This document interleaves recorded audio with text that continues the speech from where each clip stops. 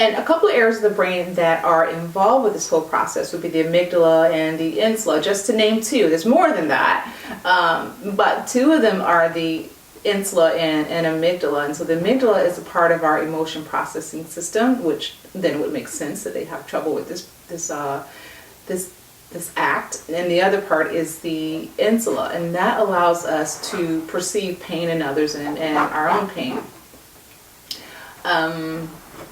And can we make that better for them? No.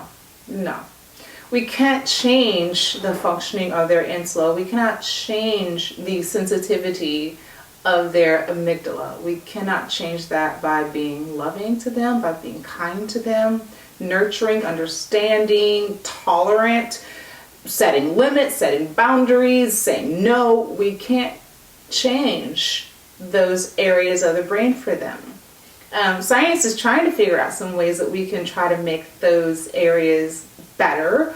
Science is even looking at some ways that we can try to impact the functioning of their amygdala, but we're just not there yet, and hopefully we will be, and hopefully these people will be amenable and open to accepting treatment. But then we have the next obstacle that I'm sure you're very well aware of, and is that people on the pathological narcissism spectrum often think there's nothing wrong with them.